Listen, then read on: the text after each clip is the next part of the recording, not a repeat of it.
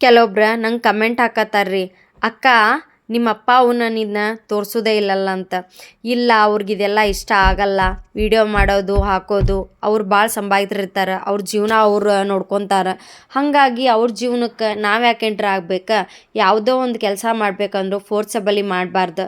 ಹಾಗಾಗಿ ಅದಕ್ಕೋಸ್ಕರ ನಾನು ನಮ್ಮಪ್ಪ ಅವನ್ನ ನೀವು ವಿಡಿಯೋ ಮಾಡಿರಿ ಅದು ಅಂತ ಹೇಳಿ ಫೋರ್ಸ್ ಮಾಡಲ್ಲ. ಹಂಗೂ ನಾನು ಮಾಡ್ಬೇಕಂತಂದ್ರೆ ಮುಂದಿನ ವಾರ ನಮ್ಮಪ್ಪ ಬರ್ತೇನಂತಂದಾರ. ಅವ್ರದ್ದು ಒಂದು ವಿಡಿಯೋ ಮಾಡಿ ಹಾಕ್ತೀನಿ, ನೋಡಿರಿ ನಮ್ಮಪ್ಪ ಹೆಂಗದಾರಂತ. ನಮ್ಮಪ್ಪ ಇವತ್ತು ನೋಡಕ್ಕೆ ಬಾಹುಬಲಿ ಇದ್ದಂಗೆ ಅದಾರ. ಯಾಕಂತಂದ್ರೆ ಅವ್ರು ಜಿಮ್ಮಿಗೆ ಹೋಗಿಲ್ಲ ರೀ, ಅವರೆಲ್ಲ ಕಲ್ಲು ಕಡ್ದು ಜಿಮ್ ಮಾಡ್ಕೊಂಬಂದಿರೋ ಬಾಡಿ ಅದ.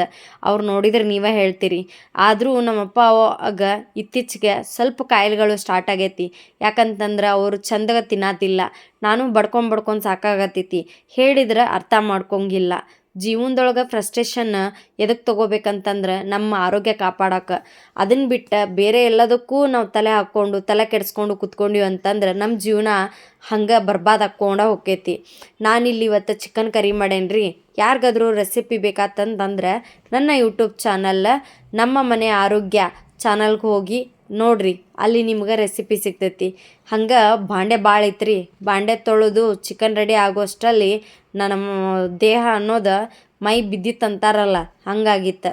ಏನು ಮಾಡೋಕ್ಕಾಗಲ್ಲ, ಕೆಲಸ ಆತ, ಹಂಗೆ ಚಿಕನ್ ಕರಿನೂ ಆತ. ಬರ್ರಿ ತಿನ್ನೋಣ.